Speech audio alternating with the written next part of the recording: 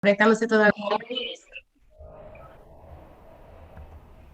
Bienvenidos al 19º Simposio de Investigación Científica. Esto definitivamente es de mis actividades favoritas del año académico, ¿verdad? Porque sirve de plataforma para poder comunicar la ciencia pionera, ¿verdad? Que se hace aquí en nuestra universidad. Y hoy más que nada yo diría como por partida doble, ¿verdad? Porque no solo tenemos la exposición de nuestros estudiantes, sino también de una exalumna a quien quiero y admiro mucho, ¿verdad? Porque fuimos compañeras del doctorado. Así que he visto su desarrollo y su crecimiento y para mí me siento súper orgullosa por ella. Eh, Queremos entonces destacar, ¿verdad? La presencia de nuestro presidente, el doctor Jorge Iván Vélez Jarocho, Gracias, Carmen. nuestra decana de ciencias, la doctora Alma Santiago.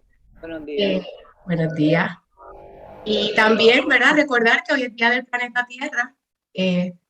Podemos dejarlo pasar, ¿verdad? Porque es nuestro hábitat, es nuestra casa y tenemos que concientizarnos de que tenemos que cuidar mucho nuestra casa. Para comenzar nuestra actividad formalmente, ¿verdad? Vamos a darle el espacio, ¿verdad? A la doctora Sara de Jesús del Departamento de Enfermería para la invocación.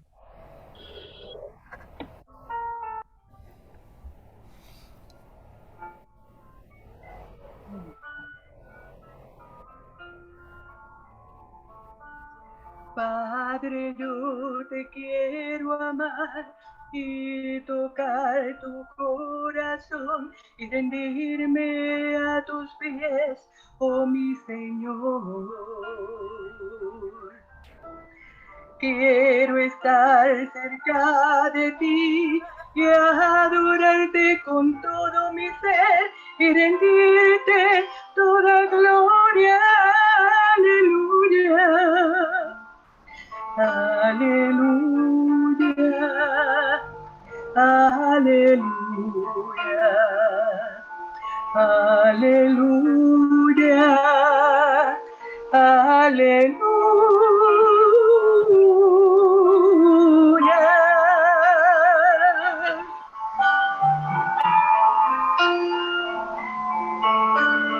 Cuando sienta yo caer, firme en ti estaré, pues tú eres mi refugio, oh Señor. No importa dónde pueda estar, en valles de dificultad, te adoraré cantando aleluya. Aleluya, aleluya,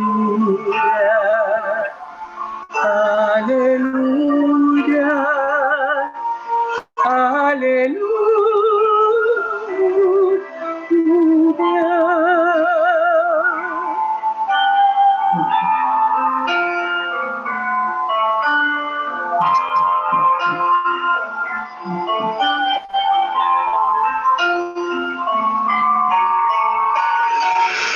Cuando sienta yo caer, firme en ti estaré, pues tú eres mi refugio, oh Señor. No importa dónde pueda estar, en valles de dificultad, te adoraré cantando aleluya.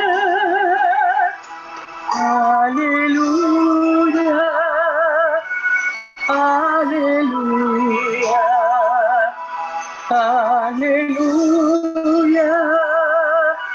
aleluya, aleluya,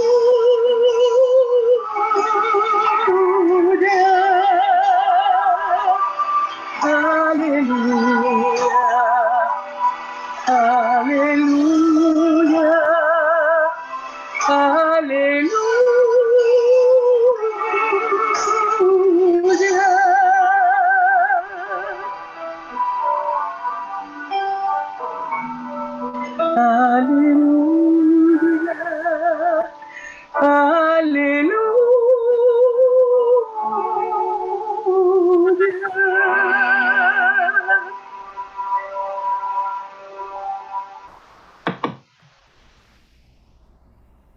Hermoso, muchas gracias, doctora de Jesús. Gracias. Queremos también destacar, me comunican, ¿verdad?, que está el doctor Oscar Vargas, exalumno nuestro y ahora investigador en la Universidad de Yale. Así que muy orgullosos también por él, así que bienvenido. Esperamos que disfrute mucho de la actividad. Pasamos ahora con los mensajes, ¿verdad? Tenemos a nuestro presidente, el doctor Pérez Jarocho, para... Muchas gracias, Cariluz.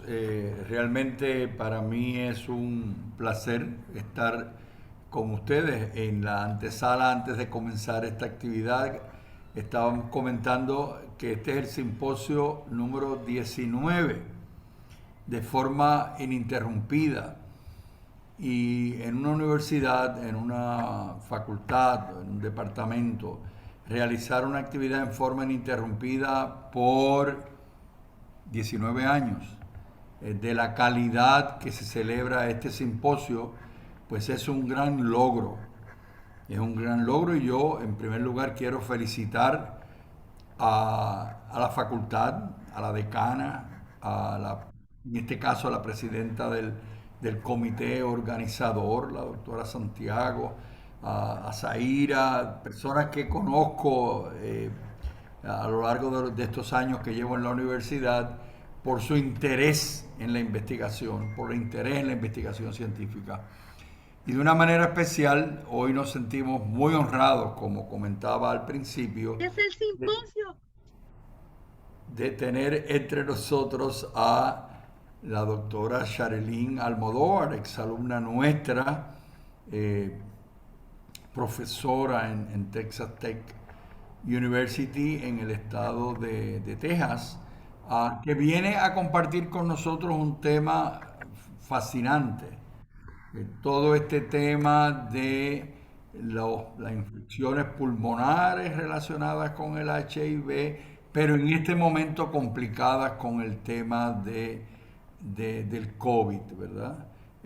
Y es interesante que esto se da hoy en la universidad cuando estamos haciendo la batida o la vacunación amplia de la cuarta dosis en la universidad. No hay duda que cuando leemos los periódicos y vemos por dónde van las tasas de positividad en Puerto Rico, nos preocupa, y tener entre nosotros una investigadora que nos viene a hablar sobre lo complejo y complicado que son los tratamientos pulmonares relacionados con esta enfermedad, pues realmente es un momento especial para nosotros en la universidad. Así es que como presidente les agradezco personalmente e institucionalmente que continúen con estos esfuerzos. Aquellas personas que han venido por el campus han visto que ya están las verjas montadas para la construcción del nuevo edificio de laboratorio de ciencia, que les aseguro que va a ser una plataforma extraordinaria para más y mejores investigaciones. Dios mediante, a la vuelta de 2 años ese edificio debe estar listo y en funciones, y va a ser algo extraordinario lo que le va a brindar al Colegio de Ciencias y a las organizaciones que colaboran con el Colegio de Ciencias. Así que muchas gracias, muchas felicidades, y a Sharelyn, bienvenida a su casa de nuevo. Muchas gracias. Gracias a usted, señor presidente, excelente. Dejamos entonces ahora a la doctora Alma Santiago para también un breve mensaje. Buenos días a todos, un placer saludarles en esta mañana, ¿verdad? Y recibir a Charilyn en su casa. Estaba comentando que no le di clase, ¿verdad? No la recuerdo mucho porque ya empezó, o sea, se graduó más o menos cuando yo estaba empezando en la universidad, pero qué bueno ver nuestros alumnos, ¿verdad? Nuestros exalumnos con estos logros y cómo se pueden ir dedicando a la investigación y estar en diferentes centros. Antes de estar en Texas estábamos conversando con la doctora que estuvo en Colorado, así que lleva muchos años en el área de investigación. Y eso es lo que queremos, poder preparar a nuestros estudiantes para los diferentes escenarios, especialmente aquellos que quieren continuar estudios graduados. Y muy interesante el tema, ¿verdad? Como decía el presidente, recordaba yo que para los 90 por allá, mi primer trabajo fue precisamente en un laboratorio de investigación de HIV, pero el cuadro era muy diferente, era cómo podíamos ayudarle a sobrevivir a esos pacientes, ¿verdad? Porque es un paciente que se queda sin ningún tipo de defensa, así que están expuestos a morir de prácticamente cualquier infección menor. Y cómo va evolucionando ¿verdad? El camino a la investigación, ya ahora hay tratamientos que le dan una mucha mejor calidad de vida al paciente y muchos años de vida. Y entonces vemos cómo, ¿verdad? Tantos años de vida como hasta poder enfrentar infecciones como esta, que definitivamente debe ser un cuadro muy complicado para una persona que está con una deficiencia, ¿verdad? A ese nivel. Así que muy interesante el tema. Felicito a la doctora Almodóvar. Me voy a tener que excusar, ¿verdad? Por lo general siempre me quedo hasta la conferencia y veo las presentaciones, pero tengo otra reunión a las 8:30, así que por eso le dije a la doctora Mateo, ¿verdad? Si empezamos en punto, pues puedo estar un ratito para acompañarlo, porque de verdad que llevo esta actividad muy cerca de mi corazón, ¿verdad? Estaba comentando que fuimos del primer equipo que empezamos a ofrecer este simposio hace 19 años. Así que me llena de mucho placer el que se pueda seguir ofreciendo ininterrumpidamente por tanto tiempo, al igual que el foro ambiental que lo tuvimos hace poco, ¿verdad? Y llevamos más o menos la misma cantidad de años ininterrumpidamente. Así que nuevamente un placer saludarle. Sé que van a aprender mucho y a disfrutar de esta actividad, y éxito a todos los estudiantes que van a presentar, ¿verdad? Que veo que ya vemos 127 personas conectados, así que qué bueno, la mayoría son nuestros estudiantes presentando sus trabajos. Que tengan buen día. Muchas gracias, doctora Santiago, excelente. Bueno, pues entonces pasamos a presentar a nuestra conferenciante en la mañana de hoy, y para eso dejamos a la doctora Marieli Cuevas. Bien, buenos días a todos. Estoy aquí tratando todavía de trabajar, bajar el download, ¿verdad? De lo que es el background. Sorry, ¿verdad? Me disculpan mis compañeros y todos ustedes que están presentes. Pero me toca la oportunidad, ¿no? De poder presentar a la doctora Sharilyn Almodóvar. Compartí con ella, ¿verdad? A nivel graduado, desde que comencé también el doctorado. Y pues reconozco, ¿verdad? La conozco y tener la oportunidad y el privilegio de poder presentarla a ella, introducirle a este simposio, me llena de orgullo. La doctora Sharilyn Almodóvar es egresada también de la Universidad Católica, es egresada también de la Escuela de Medicina en Ponce, en donde también tuve el privilegio de compartir con ella, al igual que muchas de las compañeras aquí presentes. La doctora Sharilyn Almodóvar tiene una trayectoria bastante extraordinaria, por así decirlo, ¿verdad? Por no ser redundante, interesante. La doctora, como ya mencioné, mencionó el presidente, ¿verdad? Trabaja en Texas Health University.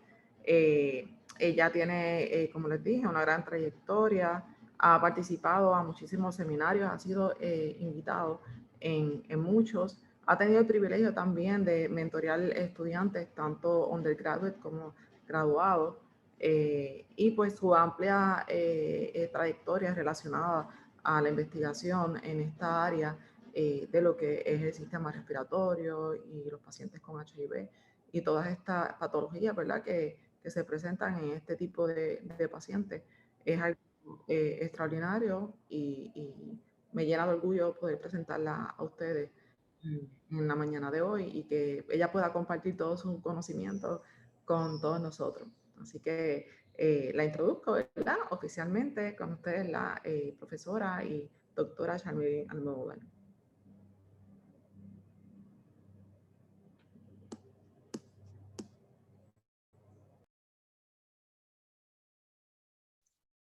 Gracias, Marieli, gracias, Cariluz, gracias, señor presidente, Alma, por todas las introducciones, por la invitación y por hacerme sentir bienvenida otra vez en el campus de mi alma mater. Gracias, de verdad que sí, es un gran orgullo. Zaira, quería preguntar hasta qué hora tengo. No me quiero pasar de tiempo. Tengo hasta las 20 aquí. Correcto.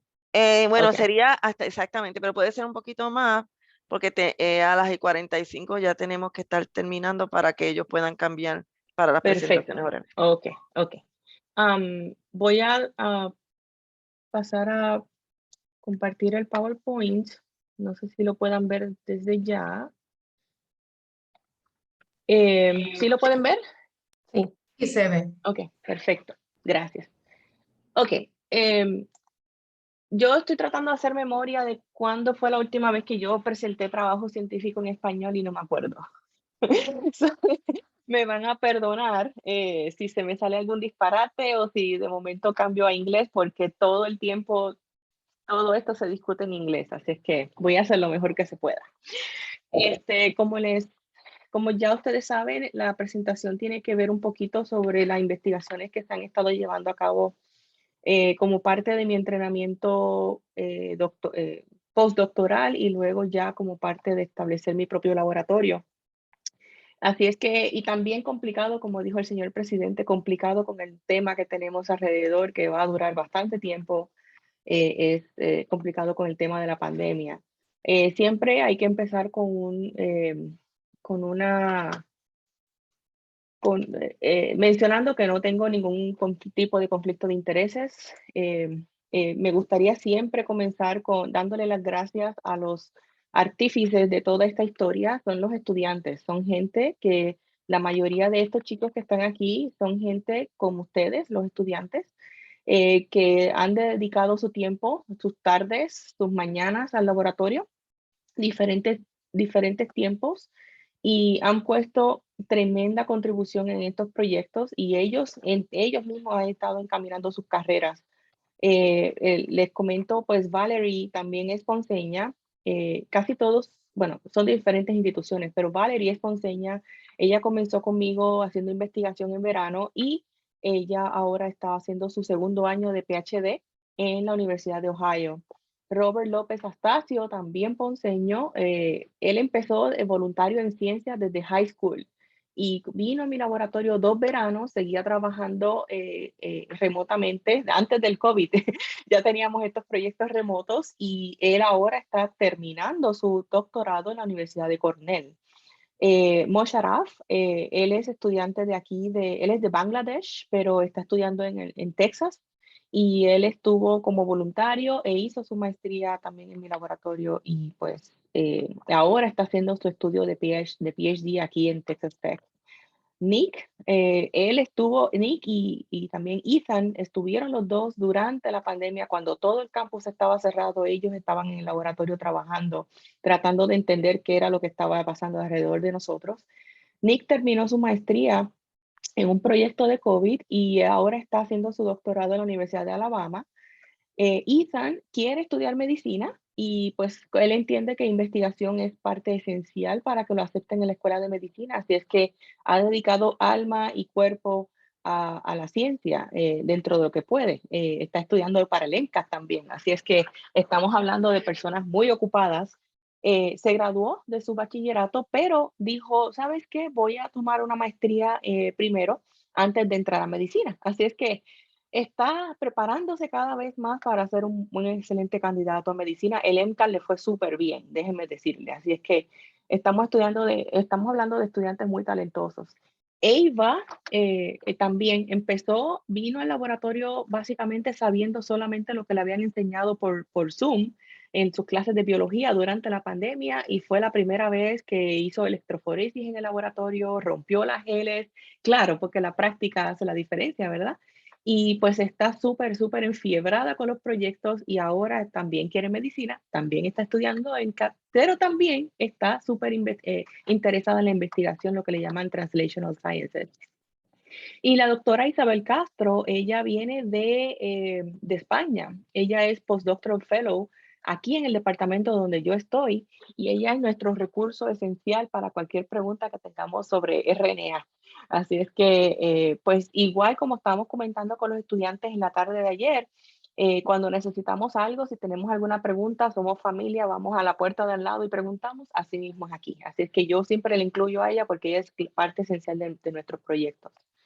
So, en términos generales, estábamos hablando de lo que es la infección con el virus del SIDA, el VIH o el HIV.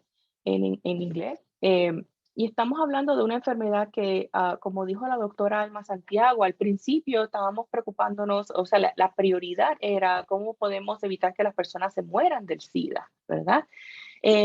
Ya a 40 años de esta pandemia, lo que comenzó como una pandemia y ahora más bien es una epidemia, estamos hablando de una enfermedad donde todavía, a pesar de que la mayor parte de las personas en el mundo desarrollado, ¿verdad? En los países desarrollados, tienen acceso a la terapia antirretroviral, todavía el 73% de las personas son las que están recibiendo ese tratamiento. El resto todavía no saben lo que es terapia antirretroviral. Eso es a nivel mundial, ¿verdad? Todavía hay gente en este mundo muriéndose del SIDA, especialmente en los países subdesarrollados. No solamente eso, pero todavía dentro de las personas que viven con el virus del HIV, que están recibiendo terapia y que esa terapia les está funcionando súper bien, estamos hablando de que la carga viral está completamente no detectable, estamos hablando solamente de un 66%. Claramente, a nivel mundial, el objetivo es subir esta barra hasta que llegue a un 100% de que todas las personas que lo reciban le esté funcionando bien. Pero el virus sigue mutando, las personas siguen todavía, o sea, uno se cansa de estar tomándose este tratamiento de por vida. Así es que estamos todavía batallando diferentes aspectos de esta enfermedad, pero lo que más preocupante es que de las personas que están recibiendo el tratamiento todavía no es 100% efectivo por diferentes razones. Yo no les voy a dar una clase aquí de ciclo viral, pero es importante destacar algo de este virus que es diferente al virus del corona. Acuérdense que vamos a estar hablando de los dos contextos. El lío más grande que tenemos con el virus del HIV es que este virus entra a la célula, reconoce un receptor específico en la receptores específicos en la membrana de la célula, se convierte en un material genético que se integra en el material genético de uno, del hospedero, de la persona que se infecta. Esto significa que las personas infectadas con el virus del HIV van a tener una copia permanente en su DNA, ¿ok? Esta es la razón número uno por la cual todavía esta enfermedad no se puede curar, porque hasta el momento que no encontremos la última célula que tiene la última copia viral, este virus se va a seguir replicando a la misma vez que se replica el DNA humano. O sea, nuestro DNA siempre se está replicando, ¿verdad? Esta es la razón número uno. La razón número dos es que el virus muta demasiado rápido y cada vez que la vacuna está lista, ya el virus es otro. Entonces, esa es la razón número dos por la cual no tenemos una cura. Debo mencionar, hay muchísimos reportes donde se han descrito casos donde aparentemente se han curado, pero años más tarde, lamentablemente, resultaba que vuelve a salir el virus. Estamos con las nuevas técnicas biotecnológicas como el CRISPR, donde uno básicamente corta un pedazo específico del DNA que queremos. Esperamos, la gran esperanza es esa, pero el otro reto es dónde está esa última célula que tiene el virus integrado. Así es que ese es el reto más grande del virus. Una distinción que es súper importante hacer entre lo que es tener infección con el virus y tener SIDA. Son dos aspectos muy diferentes. Antes de la infección, nuestra sangre tiene muchísimas células inmunes, ¿verdad? Circulando. Tan pronto se infecta, ese virus empieza a interaccionar con esas. No sé si pueden ver mi mouse. ¿Sí lo pueden ver? Ok. Me gusta el pointer.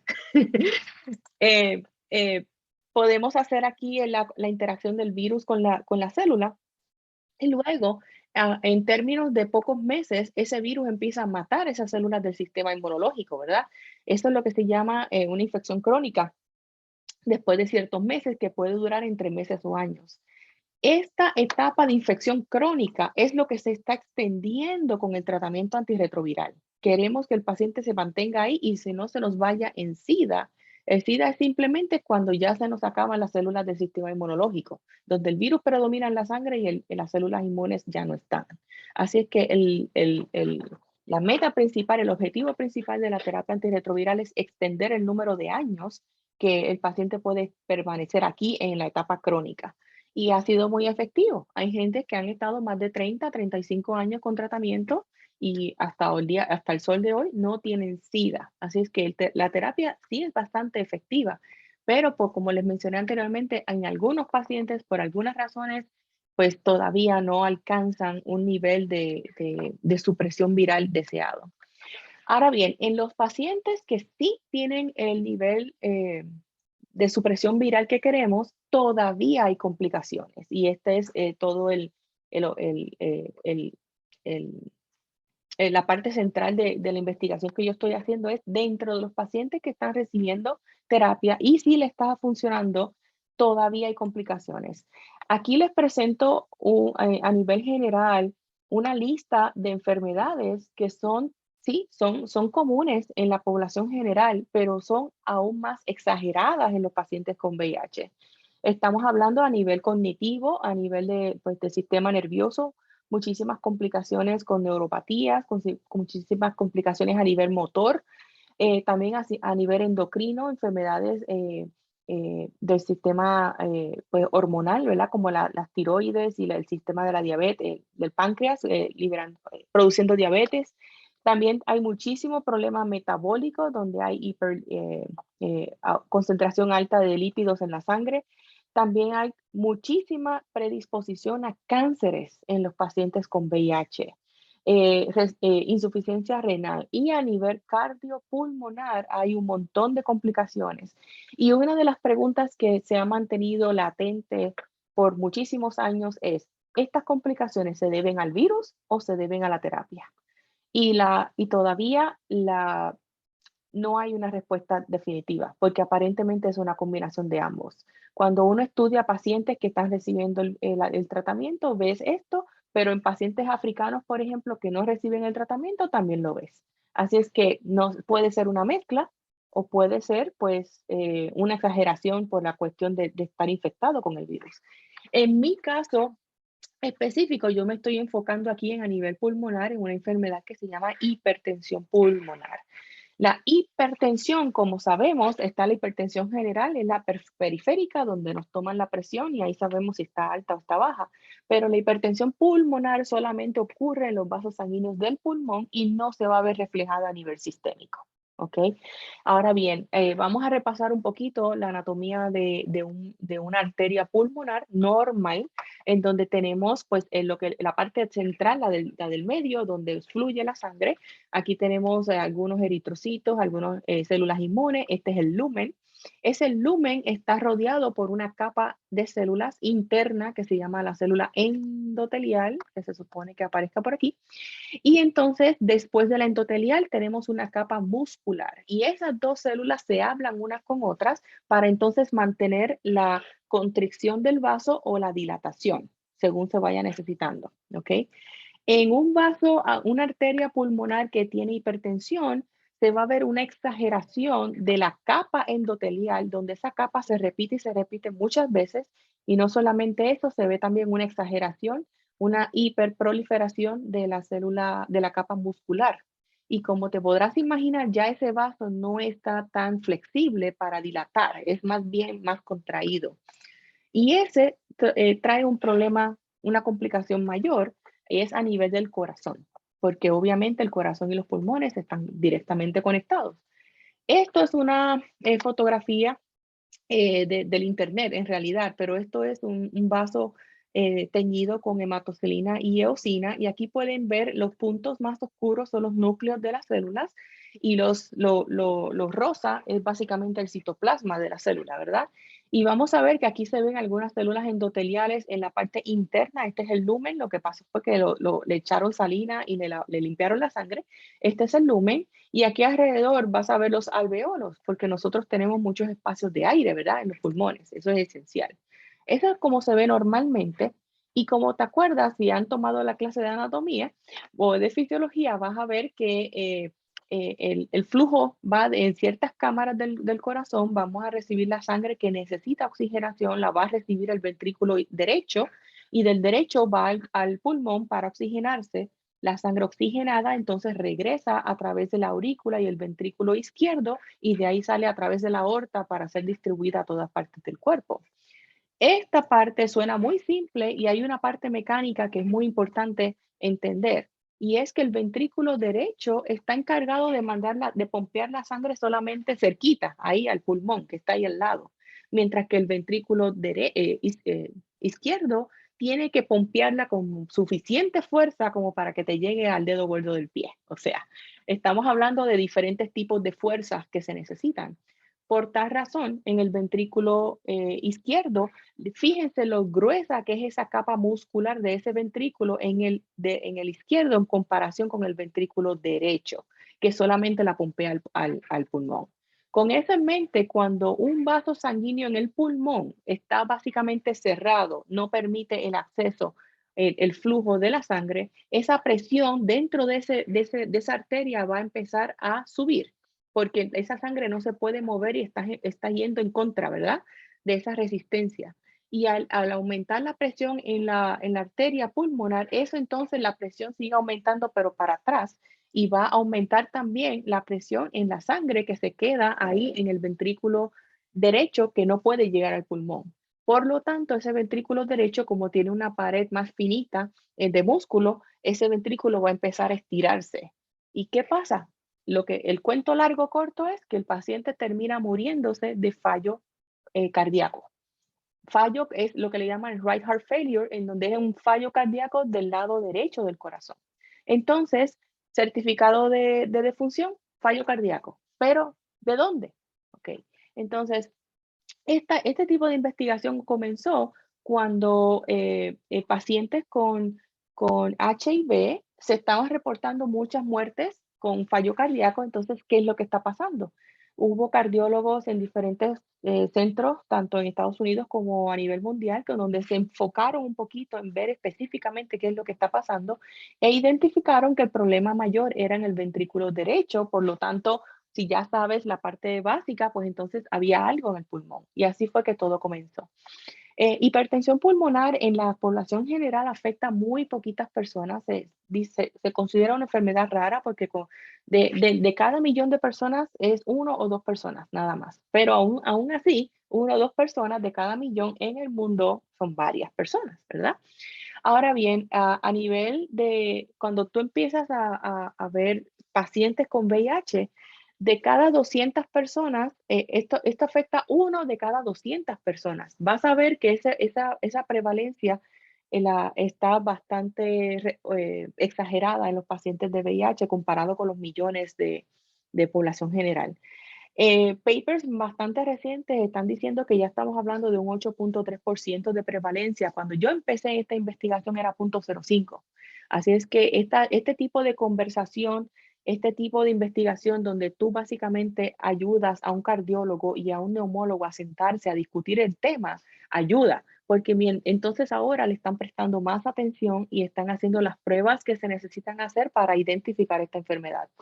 Esta enfermedad está afectando gente bastante joven, o sea, estamos hablando de gente de entre 34 y 57 años, afecta más a las mujeres que a los hombres, o sea que a nivel hormonal aquí hay algo muy interesante que está ocurriendo ahí. Y muy interesantemente, hipertensión pulmonar está presente en pacientes que tengan positividad de VIH. No importa si lo tienes el virus controlado o no, y no importa si tienes SIDA o no. O sea, el resultado positivo es el denominador común, no cuán bien controlada esté la condición. Y 88% de los casos sobrevive 3 años. Lamentablemente, para esto no hay una cura como tal. Lo que hay es un alivio en donde si se identifica a tiempo, entonces simplemente le dan vasodilatadores, pero eso no resuelve el problema, la raíz del asunto. Se me olvidó mencionar algo muy importante. La hipertensión pulmonar se caracteriza por un tipo de lesión vascular en el pulmón nada más, en donde en vez de estar el vaso así abierto, se forma básicamente un tapón de células. Esto no es una placa de colesterol, de estas de arteriosclerosis, no se trata de esto. Esto es todo células que se conglomeran ahí. Así es que eso deja un espacio muy pequeñito aquí en el rojo que ustedes ven, ese es el único espacio que tiene la sangre para fluir. Así es que se imaginan toda la presión que hay en ese ventrículo derecho del corazón. Por eso el paciente termina con fallo cardíaco. Ahora bien, dijimos que esto no depende de cuán controlado esté la infección, es simplemente que es la presencia del virus en algún sitio. Así que es importante saber algunos componentes virales para saber qué podemos estudiar, ¿no? Los virus tienen material genético con ellos, ellos cargan con esa maleta genética y su preocupación, su prioridad es encontrar una célula hospedera para poderse reproducir. Sin una célula no hay virus, tan simple como eso. Pero este virus es un virus complejo porque tiene los genes que ya sabemos para retroviruses clásicos, pero también tiene unos genes adicionales que se llaman genes accesorios. Y como podemos pensar, un accesorio es como que si lo tienes bien y si no también, pero algunos de estos genes no son tan accesorios como se pensaban al principio. La primera parte que les voy a presentar, me voy a enfocar en el gen del NEF, pero hay 3 genes, de todos estos 10 o 11 genes, hay 3 que son los más patogénicos, es el NEF, el envelope y el TAT, ¿ok? Mi investigación básicamente ha visto el NEF y el envelope, no he visto TAT, pero por lo menos aquí estamos cubriendo 2 de los 3 genes más patogénicos del virus. Ahora bien, el NEF es un determinante de la progresión hacia el SIDA. El NEF, cuando el virus tiene el NEF mutado, los pacientes no progresan a la enfermedad final del SIDA. O sea que esto es un determinante de progresión mayor. La función del NEF es activar las células, los linfocitos, de cierta manera que entonces se reclutan más células hospederas para que el virus se pueda replicar mejor. Pero otra función de este NEF es que lo que hace es que cuando una célula se infecta, estoy perdiendo aquí la batería. Cuando una célula se infecta, lo primero que hace es como que sacar una banderita a nivel de la membrana celular en estos receptores que le indican a las células inmunológicas, ven, ayúdame porque estoy en problemas. Lo que hace el NEF es que corta esa comunicación y una célula infectada ya no puede expresar esos receptores anunciando a las demás células inmunes que estoy infectada. A eso me refiero con que hace baja la expresión de los receptores esenciales para la función inmune. Protege cualquier célula que esté infectada. Normalmente nuestro cuerpo la va a mandar por la ruta de apoptosis para que se muera y salimos del problema, pero el NEF previene la apoptosis de esas células y también bloquea todo tipo de señalamiento celular, que es el que mantiene la función inmune al día. O sea que el NEF básicamente sabe cómo silenciar el sistema inmunológico para que el virus se siga replicando libremente. Estudios con primates, encontramos que, y esto fue parte de mis estudios postdoctorales en Colorado, aquí esto es una tinción de inmunofluorescencia donde lo azul es el núcleo de la célula y lo rojo es el organelo, el Golgi, ¿verdad? El retículo de Golgi. Y aquí vemos cómo en sistemas en donde el virus, cuando el virus es un virus de primate normal, lo que le llaman el SIV, el Simian Immunodeficiency Virus, vas a ver que el retículo de Golgi está intacto, pero cuando hay una expresión de un gen específico, de una mutación específica del NEF en estos monos, ahí vemos que el Golgi como que se pulveriza. Y este tipo de fenotipo definitivamente no va a resultar en un señalamiento celular normal. Y aquí en verde vemos cómo el NEF está asociado a ese moléculas del NEF que están asociadas a ese Golgi que se ha pulverizado. Estos son fotografías que tomamos de los vasos sanguíneos de estos primates, en donde se ve la lesión que les estoy mencionando. Se supone que ahí hay un lumen que está abierto donde la sangre fluye y no la hay, porque lo que hay son células. Hicimos tinciones de inmunohistoquímica de inmunofluorescencia para ver qué tipo de células son las que están tapando estos vasos. Y entonces definitivamente aquí tenemos diferentes combinaciones, pero en esta foto específica en amarillo vas a ver que el amarillo se supone que sea en este caso la célula muscular, la capa muscular que se supone que está en las afueras y ella está en todos lados. Así es que tengo aquí el CD34 que es un marcador de células madre y también las células madre están ahí adentro cuando no se supone que hayan tantas células ahí. Ellas se supone que vengan más de la médula ósea, pero ahí adentro, ¿qué hacen ellas ahí? Y está interesante porque donde quiera que haya células madres, entonces ellas se pueden diferenciar en diferentes tipos de células. Y eso puede explicar entonces por qué tenemos tantas células que no sabemos de dónde vienen. Y estas células allá adentro se están proliferando constantemente. Muchísimas ocasiones se ha comparado este tipo de lesión pulmonar con un tipo de cáncer. Lo que pasa es que esto no se metastiza. Tiene ciertas características de cáncer, pero no todas. Así es que una de las características es que estas células se pasan todo el tiempo proliferándose y no se mueren. También, como les mencioné al principio, hipertensión pulmonar se ve solamente en el pulmón y efectivamente confirmaron en diferentes órganos, diferentes vasculaturas. Vamos a ver en el pulmón, vimos en el vaso, en los nódulos linfáticos del cuello, cervicales, en el hígado y en el colon. Los vasos se ven inflamados, pero no se ven con esos tapones de células como se ve en el pulmón. Así es que esto es una enfermedad que por alguna razón se localiza solamente en el pulmón. Ahora bien, si sabemos que el NEF en estos monos pudo producir este tipo de lesiones, entonces vamos a ver cómo es el NEF en los pacientes que tienen hipertensión pulmonar y que tienen VIH, ¿verdad?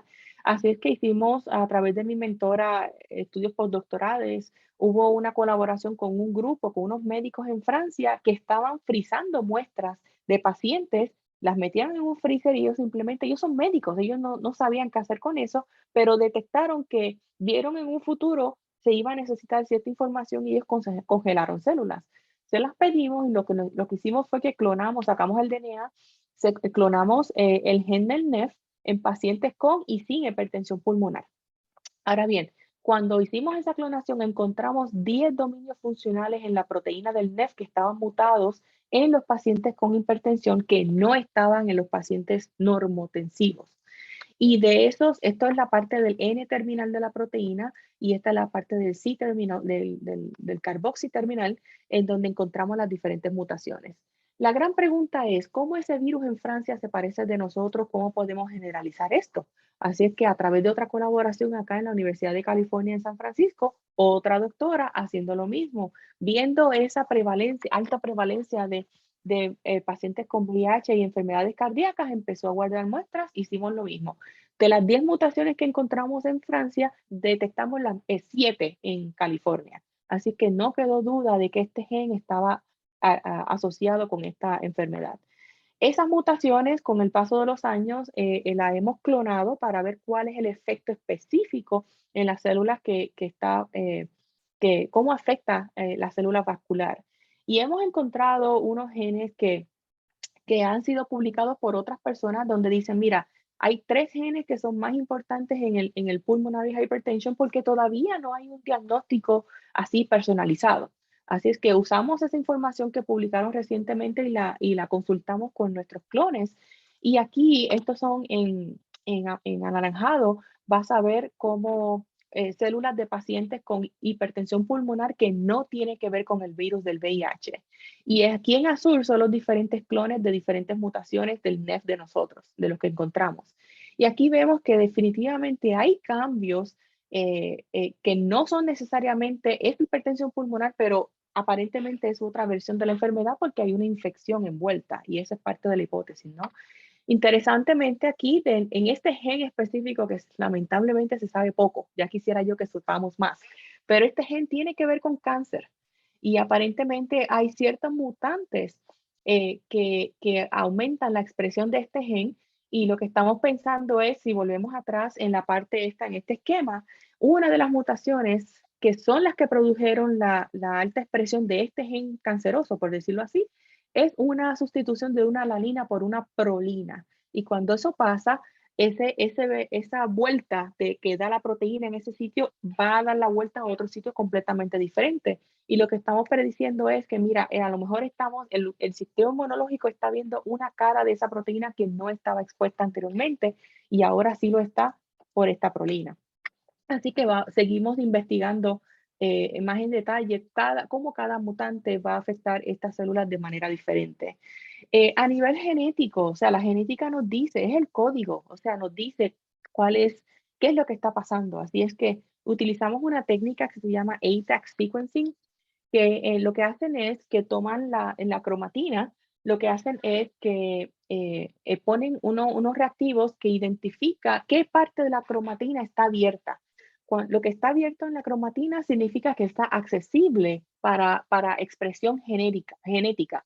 lo que está cerrado, eso ya no se va a expresar. Así es que eso es una manera, en vez de secuenciar el genoma completo y rompiéndonos la cabeza con lo que a lo mejor no se expresa, vamos a enfocarnos en lo que sí se expresa a ver qué está pasando. Así es que hicimos eso, nos mandamos a una compañía que se llama Active Motif.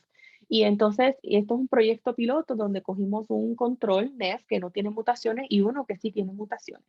Y definitivamente esto está medio complicado de explicar, pero el punto es que encontramos diferencias entre el NEF control que está expresando ciertos genes. Déjame ver, tengo aquí un mensaje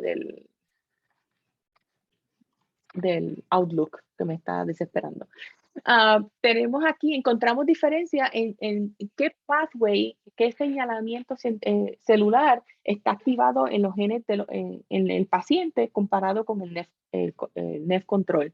Así es que aparentemente sí, definitivamente estos NEF están cambiando la manera que la célula se comunica entre ellas mismas y con otros tipos de células, y eso es lo que estamos investigando.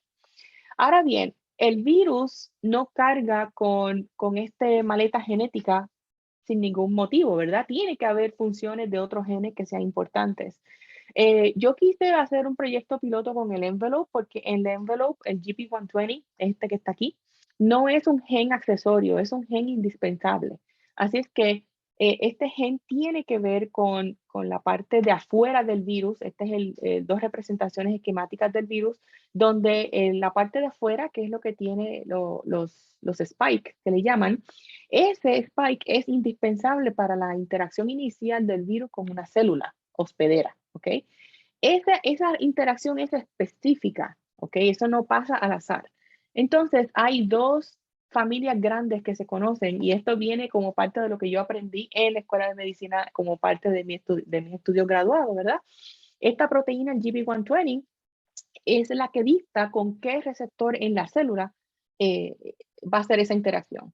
El GP120 aquí en verde, que se interacciona con un receptor de nosotros específico que se llama CCR5, el CCR5, ese virus se le llama R5, el virus que interacciona con... ¿Me están escuchando? Porque se me acabaron los... Y se escucha. El Sí, virus se R5 escucha. es el que interacciona con el CCR5 de la célula y el virus X4 es el que interacciona con el receptor que se llama CXR4.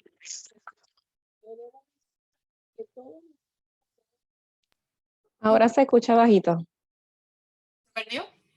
Ahora se escucha un poquito bajito. ¿Y ahora? Ahora sí. Ahora se escucha mejor. Okay, gracias. El virus R5 interacciona con un receptor específico en la célula que se llama el CCR5 y el X4 interacciona con el CXR4. Yo debo aclarar, estos receptores del hospedero las tenemos nosotros, ellos pertenecen a nuestras células. Lo que pasa es que el virus toma ventaja.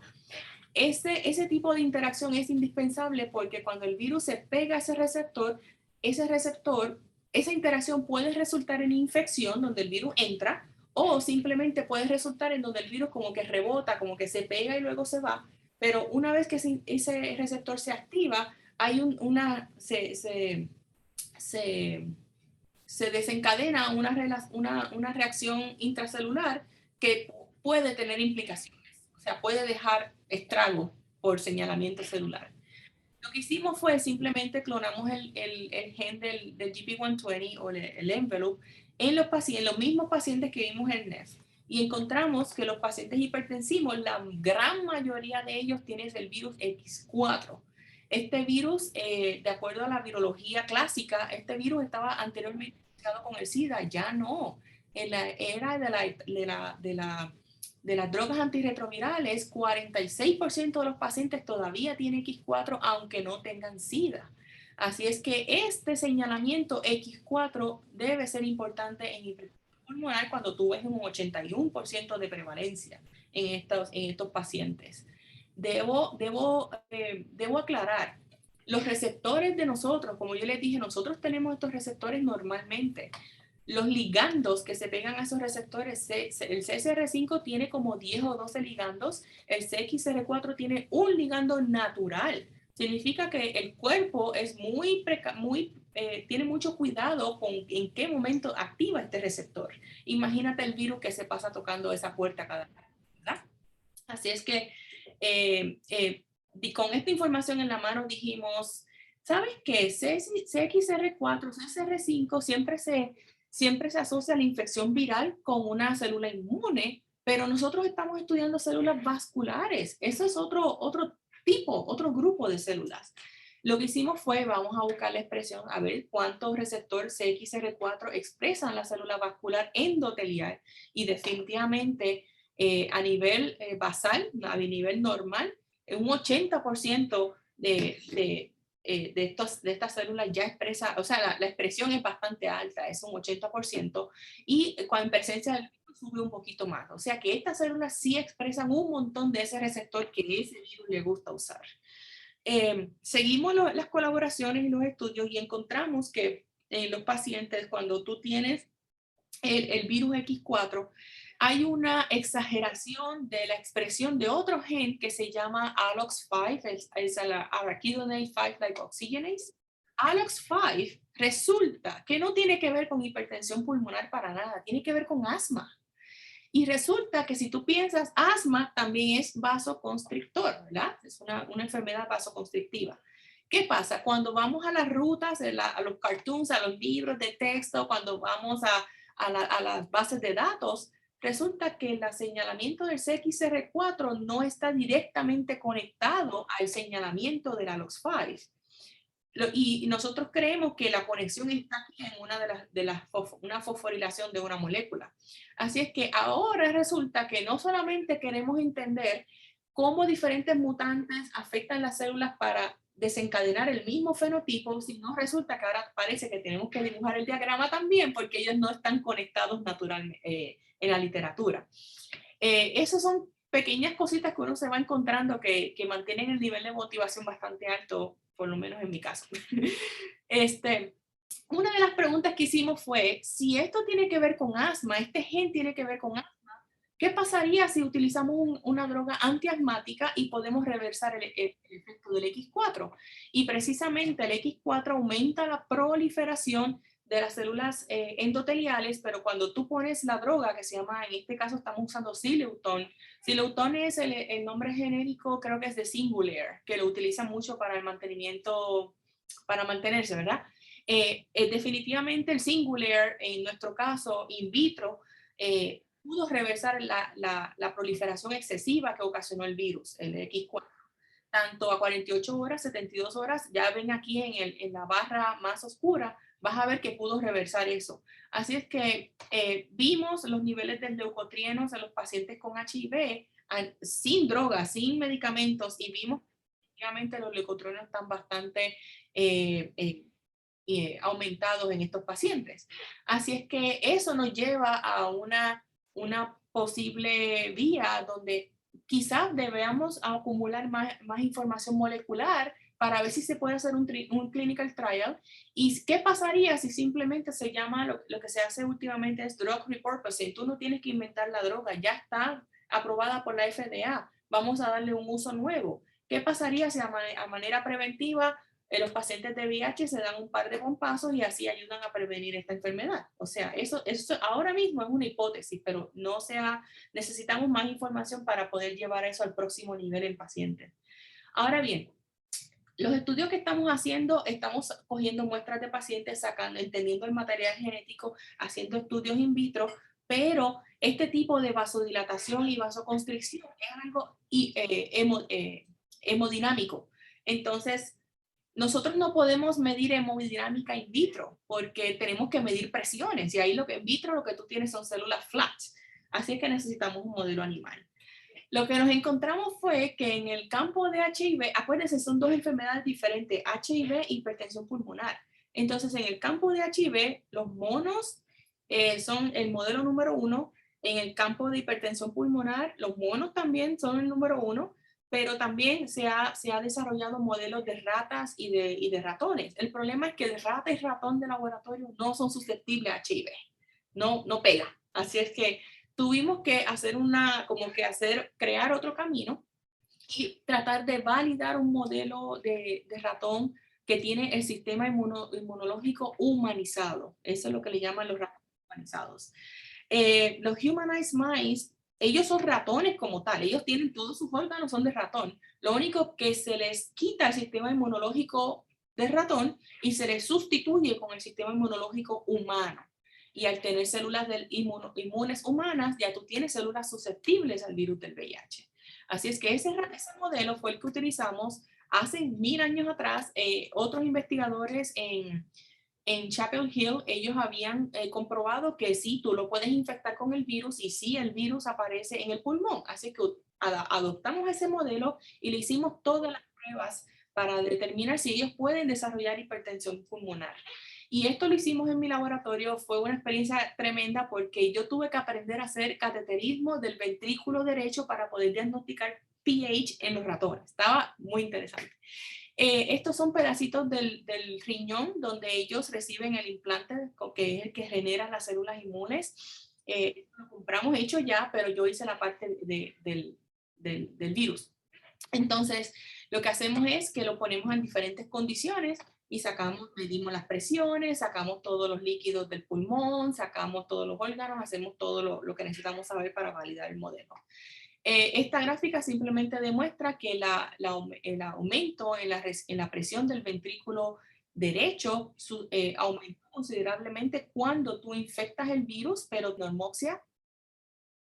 Ok. Aumentó muchísimo más cuando tú tienes el ratón en hipoxia y cuando lo tratas con un químico que se sabe que ayuda en este proceso. Así que pudimos crear un modelo donde ahora podemos incluir infección y ver cómo funciona esto en hipertensión pulmonar. Ahora bien, cuando estamos en medio de todo esto, en una esquina de la China, la chinita se perdió. Tenemos aquí exactamente en esa foto, de acuerdo al internet, ahí, esa fue la tiendita donde todo comenzó, donde estaban vendiendo carnes y no sé qué, y salió en los casos estos de neumonía y empezó el COVID-19. Entonces resulta que este tipo de enfermedad también empieza en el pulmón y pues es como que todo el mundo empezó a leer, empezamos a tratar de entender qué es lo que estaba pasando. Me imagino que ya ustedes habrán visto esto en diferentes versiones, pero esta enfermedad estamos hablando de en el espacio alveolar, esto es en los espacios de aire que yo les presenté ahorita, esa conexión entre el alveolo y el vaso sanguíneo, donde es indispensable esa conexión para el intercambio de gases para que la sangre se pueda oxigenar, ¿verdad? Resulta que cuando el virus viene, entonces se forma una tormenta de citoquinas y una tormenta inflamatoria, y esa tormenta es la que va creando como que una ¿cómo se llama eso? Un scar, una cicatriz en la membrana del alveolo, y eso va impidiendo esa oxigenación, ¿verdad? No solamente eso, pero el virus tiene acceso libre a la sangre. Así es que por eso es que la gente pensaba, eso nada más por el aire, pero eso termina en el hígado, eso termina en todos los órganos, porque sí tiene acceso directo a la sangre. Entonces, una pregunta natural, una preocupación natural en mi laboratorio es, ¿qué va a pasar con los pacientes de VIH? ¿Se nos van a morir todos ahora? Porque claro, la lista de pacientes inmunocomprometidos es increíble. Las personas viejitas, los asmáticos, los diabéticos, o sea, todo el mundo. Ok, pero resulta que ahí empezamos a comunicarnos y los médicos a nivel mundial, especialmente África, Italia, en Indiana, California, estaban diciendo, ¿tú sabes qué? He visto mucha gente, pero no, los de HIV no llegan. Y es como que se están muriendo en la casa, o sea, pero no, aparentemente los pacientes de VIH no estaban presentando un cuadro tan complicado del COVID. Y entonces empezamos a poner teorías, ¿verdad? Pudimos ahí como que presentar un modelo donde, mira, si el COVID es una exageración increíble de la respuesta inmunológica y el paciente de VIH ya tiene el sistema inmuno comprometido, entonces quizás por eso no hay tanto COVID, ¿verdad? Pero es todavía una hipótesis porque no sabemos bien. Lo que hicimos fue que tenemos que repasarnos, ¿verdad? Otra vez, en el pulmón no podemos aplicar lo que sabemos del VIH vascular porque estamos hablando de dos urbanizaciones diferentes dentro del pulmón. ¿verdad? Está el compartimento vascular y está el compartimento de la vía aérea. Estas son células diferentes. Esta es la célula epitelial, la que ve el aire, y esta es la célula vascular, la que ve la sangre, ¿verdad? Entonces, esto es del internet y esto lo sacamos de los ratones de nosotros. O sea que esta interacción puede estar tan cerca como que estar así pegadita como aquí, o si no puede estar un poquito más lejana. Pero son dos sistemas diferentes dentro del pulmón. Así es que cuando queríamos hacer experimentos con células, tenemos que tener mucho cuidado cómo vamos a seleccionar los métodos de cultivo. En los métodos de cultivo que nosotros conocemos, ponemos la célula, el medio y ya. Pero si tú piensas, sabemos que el COVID, el SARS-CoV-2 viene por el aire. No hay líquido aquí. Así es que tenemos que tener mucho cuidado cómo vamos a cultivar las cosas, ¿verdad? No solamente eso, pero también con el RNA-seq, otra técnica muy potente. Los libros de texto, los diagramas, ya eso nos sirve, mi gente. O sea, cada vez sale información nueva donde tipos de células que nosotros no sabíamos que existían en diferentes órganos, resulta que sí están. Así que aquí hay un ejemplo, esto fue un review que salió recientemente, donde esto era lo que se decía, el epitelio pulmonar tiene las células cicladas, las células goblet, que son las que te producen el mucin, la mucina, las células que están abajo directamente con la sangre, pero ahora resulta que hay como 12 tipos diferentes que no sabíamos que existían. Inclusive células neuroendocrinas, que son las que mandan las señales al cerebro. Es fascinante. Ahora bien, con esto, como les mencioné ahorita, tenemos que tener cuidado de cómo cultivamos la célula. Porque si la ponemos en medio, resulta que los receptores del ACE2, los receptores del SARS-CoV-2, lo que pasa es que cuando tú la pones en medio, baja la expresión y entonces no vas a ver efecto del virus, porque la estás cultivando en la manera incorrecta. Así que tuvimos que adoptar un sistema que se llama Air Liquid Interface, ALI, en donde la mitad de la célula está en líquido, en medio, y la otra mitad está expuesta al aire. Entonces hicimos eso en el laboratorio. Estas son fotos reales. Este es el sistema de cultivo donde se ponen. Pues claro, tiene su medio especializado, pero en la parte de arriba, la que se expone al aire, tú puedes ver cómo a partir de las 3 semanas ya tú empiezas a ver la producción de mucina, ¿ok? Esas células se diferencian ahí después de 3 semanas y entonces podemos utilizarla para los experimentos. Claro, tuvimos que validar que después de los días en cultivo desarrollaron los tight junctions, desarrollaron las goblet cells, esto es a través de qPCR, expresión genética de esas células neuroendocrinas que acaban de ser descubiertas, las encontramos ahí también, y tú requieres ALI para poder ver ese tipo de células. La expresión del ACE2, que es el receptor vital del COVID, del SARS-CoV-2, requieres ALI para poder verlo, ¿ok? Especialmente a través del día 3, a partir del día 3, pero ya a las 3 semanas la expresión es mayor.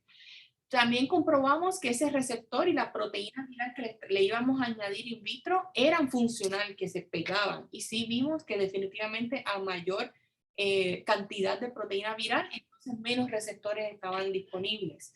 Así es que procedimos con el experimento donde la pregunta era, ¿qué pasa cuando tú mezclas HIV con el COVID, con el SARS-CoV-2, en términos de expresión genética? Entonces pusimos nuestro cultivo, empezamos con un par de células, esperamos una semana en lo que estaban completamente confluentes, significando, lo que esto significa es que no hay espacio libre entre ellas se aprietan mucho. Sacamos el medio de arriba y le dejamos solamente el medio de abajo. Aquí es cuando empieza el ALI. Esperamos los 3 semanas, vemos que esas células se diferencian y ahí fue que entonces le pusimos el spike protein por encima. Solamente lo dejamos por 4 horas porque eso fue la cantidad de tiempo máxima antes de que el ACE2 bajara, porque las infecciones virales bajan la expresión del ACE2 naturalmente. Así es que, y como quiera, el SARS-CoV-2 lo que necesitamos es inhalarlo rápido y ya está, ¿verdad? Así es que era una exposición muy corta. De ahí, lo que hicimos fue que le sacamos la proteína viral, lo lavamos todo y dejamos que la célula se recuperara por 2 días y después hicimos los ensayos genéticos. La parte del virus, del HIV, lo que hicimos fue que le añadimos el virus por la parte de abajo del cultivo, porque ahí es lo que representa la sangre, ¿verdad? El virus del SIDA no viene por el aire, viene por la sangre. Así es que teníamos que hacer esto primero, infectarlo por 48 horas, añadirle el spike por 4 horas y luego remover todo, dejar que se recuperara 48 horas y hacer las pruebas genéticas. ¿Qué encontramos? Encontramos que en la presencia estos son los genes que vimos, ¿verdad? Encontramos que en términos de la adaptación y la respuesta inmunológica, vimos que estos genes, esto es un heat map que simplemente mientras más oscuro, pues más expresión, mientras más clarito, menos expresión. Vimos que en este panel específico, los genes, los genes que codifican para las citoquinas del COVID fueron los que hicieron lo que aparecieron en este tratamiento. Fíjense la diferencia de color cuando las células están tratadas con HIV solo, es completamente pálido. Significa que el HIV solo no es capaz de invocar esta tormenta de citoquinas, ¿verdad? Pero lo que nos resultó muy interesante es que la combinación de HIV con el spike fue la que se quedó igual. O sea, resultó que el virus del HIV predominó y no dejó que el spike desencadenara esta tormenta de citoquinas. ¿Okay? Así que resulta que molecularmente esto hace sentido con las anécdotas de los médicos diciendo los pacientes de HIV casi no se están muriendo de COVID. ¿Okay? Ahora resulta que queremos entender cómo esto está pasando, porque queremos aprender para podernos proteger, ¿verdad? En los próximos eventos, ¿verdad? Rapidito les quiero mencionar que la pandemia trajo muchísimas oportunidades para investigación. Este aparato dinosaurio, yo le digo el dinosaurio, fue una colaboración con ingenieros químicos de aquí del TTU, que básicamente querían como que, mira, tú nos puedes ayudar a detectar proteína viral en muestras porque creemos que tenemos un sensor. Sí, cómo no, ajá.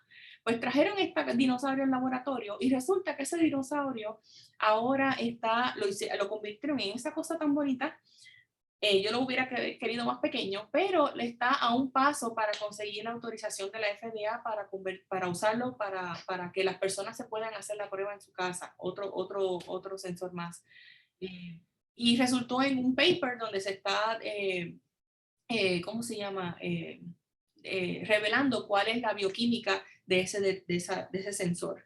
También hubo un ventetud, literalmente, expertos en el área de investigación con aerosoles, hay gente, expertos en microscopía electrónica, diferentes, o sea, casi todos son químicos e ingenieros, y entonces me llamaron a mí porque era yo la que podía hacer los experimentos acá.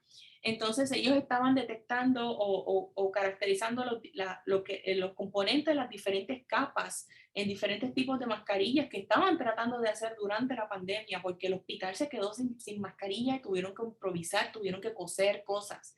Y estaban tratando de ver dónde el virus sobrevivía más, dónde sobrevivía menos, de acuerdo a diferentes tratamientos de esterilización. Así que eso también resultó en otro trabajo colaborativo que la pandemia trajo, porque no sabíamos cómo tratar este virus. Y ahora estamos empezando, el IRB recientemente lo aprobaron, para tratar de entender en los pacientes con cáncer cómo ellos están respondiendo a la vacuna del COVID. Si la vacuna realmente los está protegiendo o si necesitan un cuarto o quinto boost. Estamos siguiendo, ¿verdad? Con los trabajos colaborativos mientras tratamos de entender pues las preguntas originales de la investigación inicial. Con mi último slide, como les digo, como ustedes han visto, todo esto es trabajo que se sigue empatando, ¿verdad? La historia sigue creciendo a través de los años, pero también a través de colaboradores. Ahora estoy ahora con el grupo de bioterrorismo de aquí, de un laboratorio que tiene el CDC acá, haciendo investigación con ellos, con los pacientes, con los de San Francisco, como que son los que me proveen los pacientes. Universidad de Massachusetts ha sido indispensable ayudando con los ratones. Ellos me mandan los ratones humanizados para yo poder hacer los experimentos de VIH. Julio Víctor García fue el que desarrolló el modelo a principios del año 2000. Universidad de Emory también dándonos muestras de pacientes. los doctorales de Suárez en la Universidad de Puerto Rico. Mónica me envía, muchos de sus estudiantes han participado en muchas partes de este estudio, y también pues obviamente Texas Tech y la Universidad de Colorado y el laboratorio. Yo creo, espero no haberme pasado de tiempo. Si ustedes tienen alguna pregunta, déjenme saber. Voy a parar el sharing.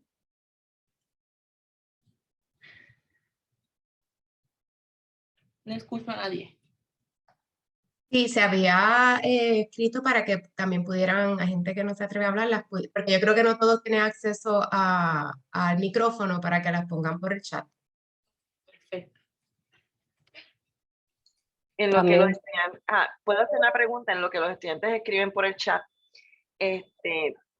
Básicamente me encantó, gracias, te felicito por el excelente trabajo. O sea, Charilyn, esto es otro nivel, vamos a decir así. Y qué maravilloso tener una exalumna nuestra que ha llegado a aportar tanto al conocimiento de la hipertensión pulmonar en pacientes de COVID, pero también en pacientes de SIDA, pero también para el paciente regular. O sea, porque no es una enfermedad muy común, como muy bien señalada, y cómo se evoluciona, y ahora con la presencia de COVID, como esto nos está marcando una nueva información y nueva era de información.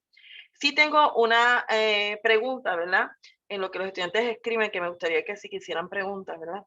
Y al igual que la facultad, se les invita a que hagan sus preguntas también. La edad para el paciente, esto es más dirigido a los pacientes de SIDA. Una vez el paciente de SIDA alcanza cierta edad, todos sabemos que cuando nosotros nos ponemos mayorcitos, ¿verdad? Nuestro sistema inmunológico es vulnerable, ¿verdad? Porque va pues, deprimiéndose con los años. ¿Cómo los pacientes de SIDA que han estado, si es que se conoce, con terapias retrovirales, desarrollan, salen de la parte crónica a SIDA per se? Hay una evolución, son más vulnerables, hay una estadística de eso. Esa es una de mis primeras preguntas. Que yo no he visto, deben haber estudios, pero yo no los he visto, en donde eso pasa. Si eso pasa, es solamente porque el paciente dejó la terapia y ya no la toma más. Entonces la enfermedad sigue. Eso no falla. Siempre que el paciente se interrumpe la terapia, eso es lo que pasa. La carga viral vuelve a subir. Yo no he visto personas que estén recibiendo la terapia y vayan a SIDA. La mayoría de los casos, si eso pasara, debe ser porque paró la terapia. La otra posibilidad es donde el paciente desarrolla el virus, se hace resistente a la terapia, pero en ese caso su médico lo detecta rápido y lo que hace es que le cambia la combinación y ya, vuelve a bajar. Pero no he visto personas que estén recibiendo terapia que vayan a SIDA. Así porque vayan por el libro, no, entiendo que eso no es lo que pasa. Sí se pueden, todavía en algún momento van a fallecer, pero es porque están presentando otro tipo de enfermedades que no están relacionadas con el SIDA. Muchas gracias. Entonces, mi segunda pregunta, y con eso dejo espacio para otros preguntar, porque tenemos suficiente tiempo, ¿verdad? Disponible para ello. Yo sé que mencionaste angiotensin converting enzyme número 2, ¿verdad? Esa enzima recientemente fue descubierta. Siempre en la literatura, especialmente en bachillerato, lo que se habla es de la angiotensin converting enzyme, o para aquellos en español es la enzima convertidora de angiotensina 1 a 2, ¿verdad? Y sabemos que ACE regular, que es la que más se habla en la literatura, la que más se habla en los mecanismos de regulación de presión sanguínea, se habla en la universidad, pero no se había hablado de AC2. O sea, AC2 es como que algo que salió recientemente en la literatura. Pregunto, ya que AC2 es la que es atacada, si podemos decir así, por COVID, ¿verdad?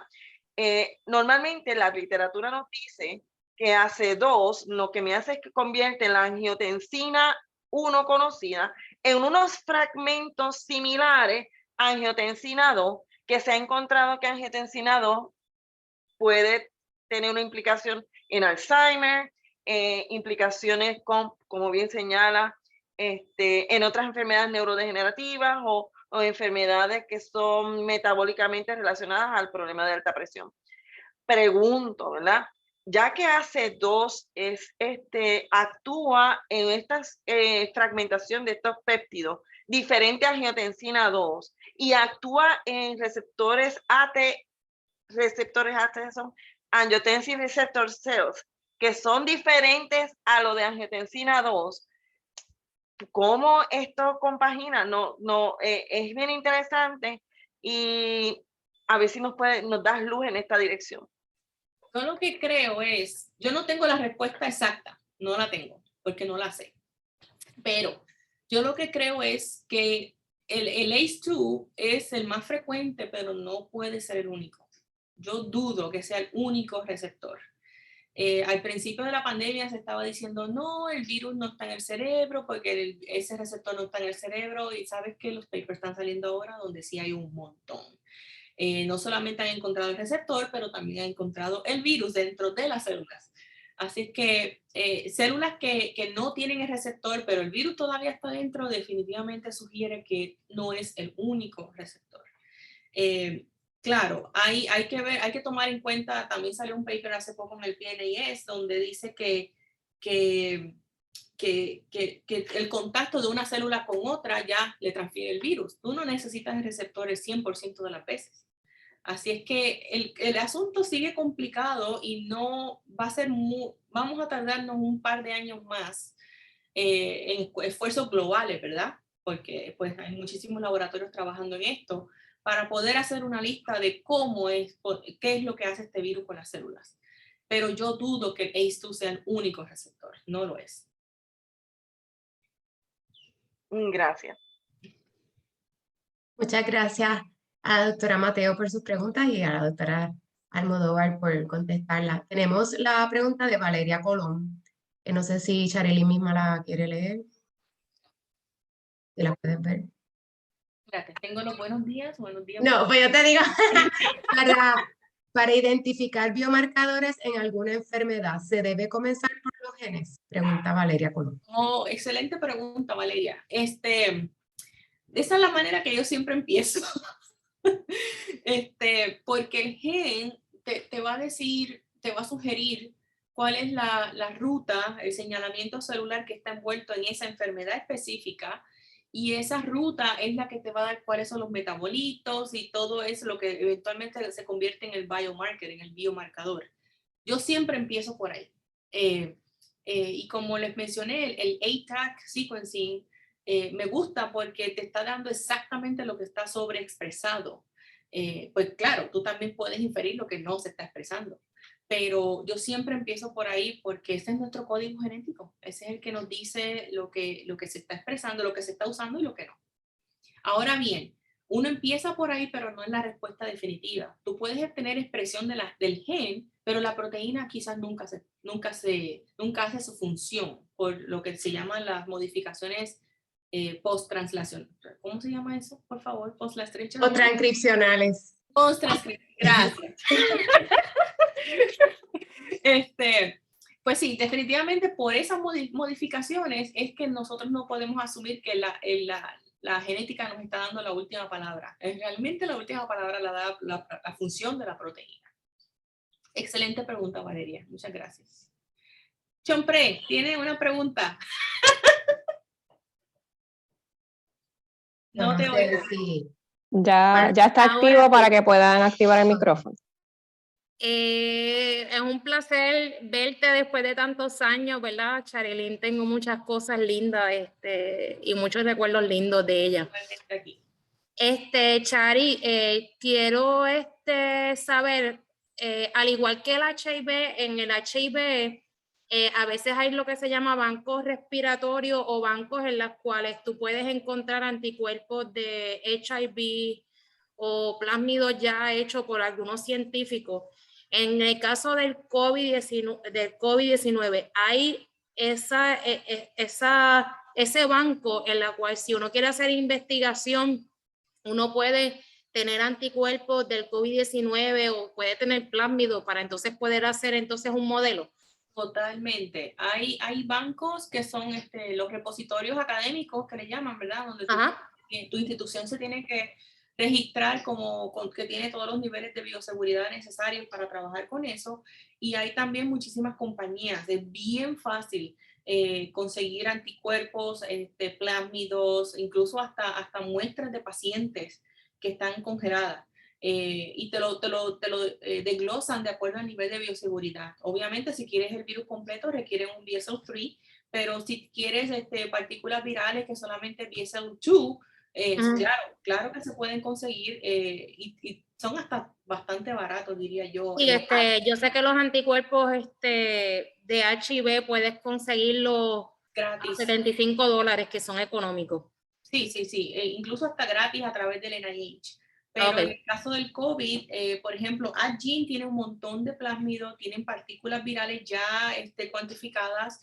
Ray Biotech es un proveedor que yo uso bastante, donde ellos te dan la proteína purificada, te dan plásmidos, te dan los ELISAs específicos para COVID. Tienes un montón con esas Sinobiological. Esas son las académicas, las comerciales, pero y lo tienen en stock, no es que tengas que esperar meses por eso. Y es bastante fácil, especialmente ahora. Por eso es que la ciencia se ha podido mover rápido, porque están accesibles los recursos para el laboratorio. Está bien, gracias, un millón. Gracias a ti. Yo quería preguntarte, en lo que se generan más preguntas por el chat. ¿Le ves esperanza a la técnica de CRISPR para lo del tratamiento de VIH?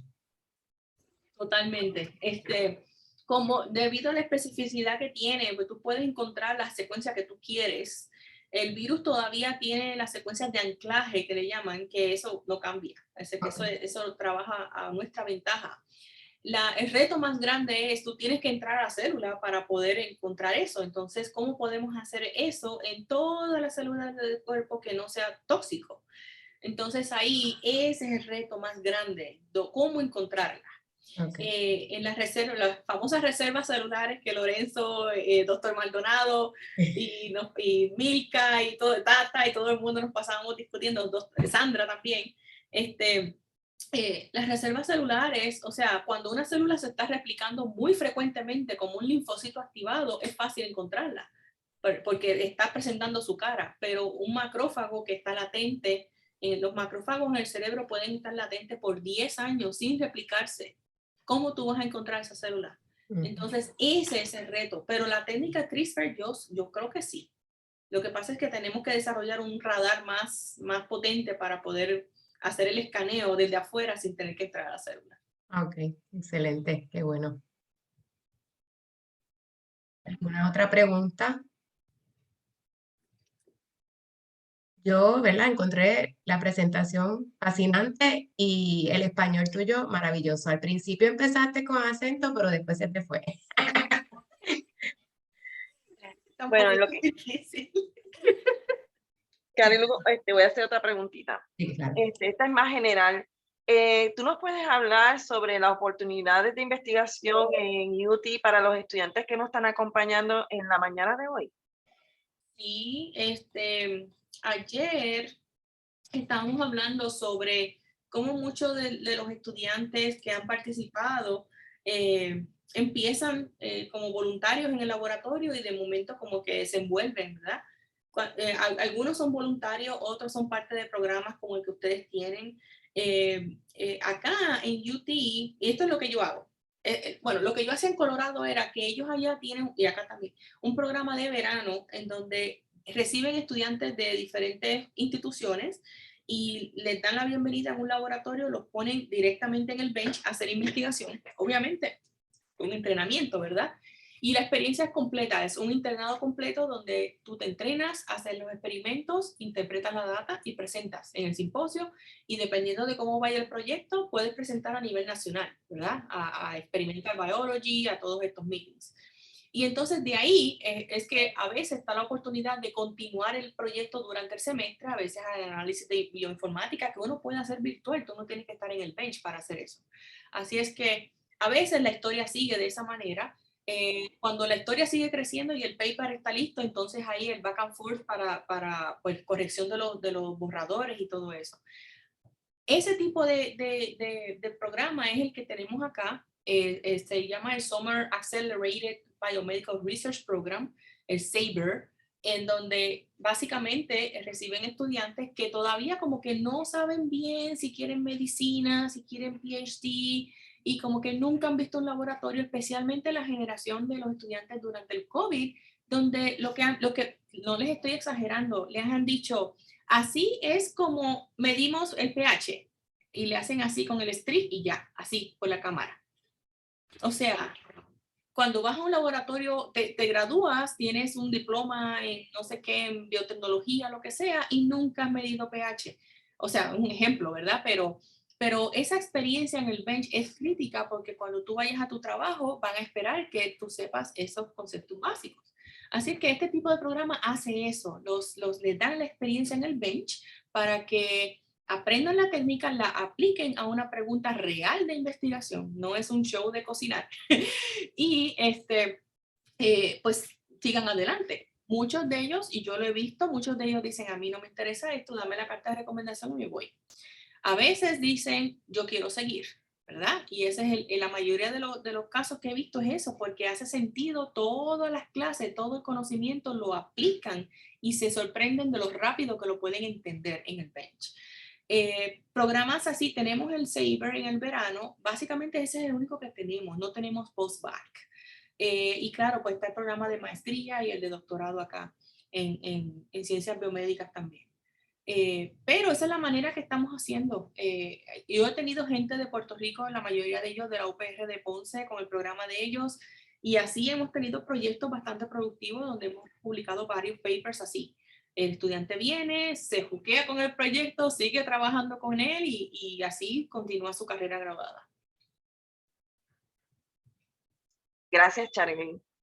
No sé si hay alguna pregunta. Ah, sí, creo que hay una pregunta en el chat.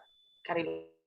Sí, dicen el José Pérez, dice, no recuerdo la plantilla, pero me llamó la atención la parte de mutación en NEF, porque se cambia prolina por alanina. ¿Por qué ese aminoácido en particular? Sí, está súper interesante la pregunta. Déjame ver si puedo regresar a la plantilla específica.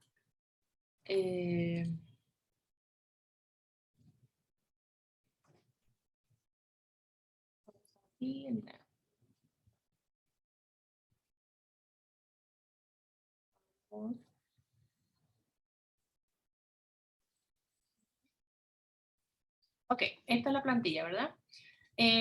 Lo que estamos hablando es que en el N-terminal es bastante temprano, por decirlo así, en el polipéptido de la proteína, y luego tenemos el C-terminal con otro lío de mutaciones más. Lo que pasa es que esto se explica mejor con un modelo, ¿verdad? Esto es tridimensional, pero lo que pasa es que no se sabe por qué precisamente ahí y por qué una prolina, pero esa prolina se ha visto en los monos, se ha visto en los pacientes, y se ha visto in vitro.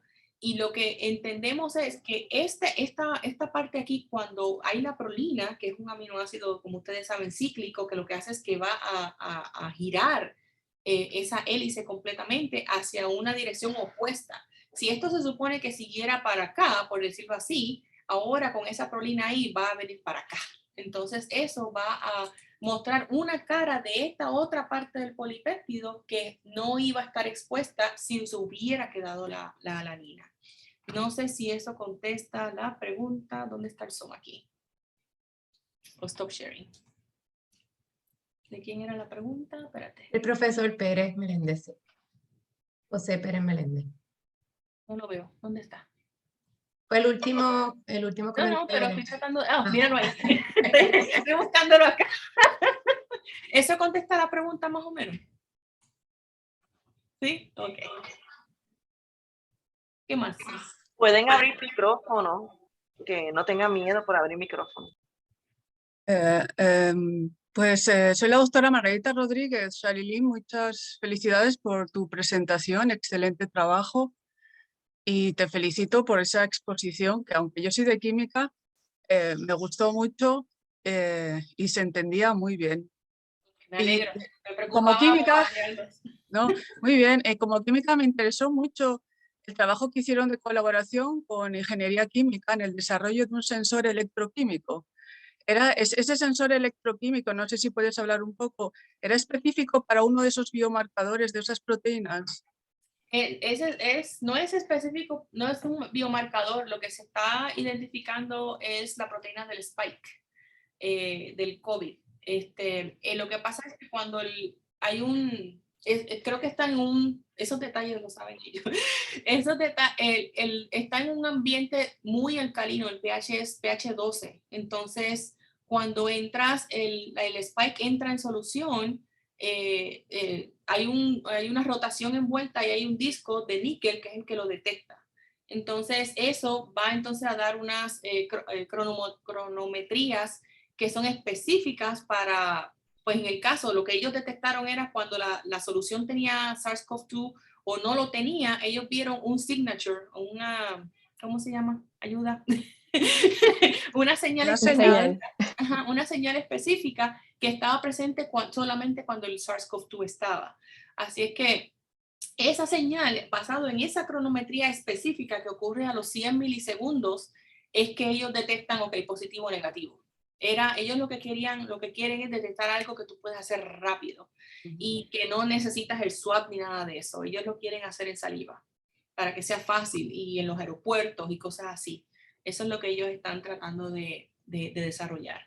Mi función ahí fue simplemente, como fue en medio de la pandemia, los laboratorios estaban cerrados, ellos me dieron el dinosaurio ese que les enseñé, el dispositivo, y yo lo que hacía eran las muestras de los pacientes que se compran también por Rey Biotech.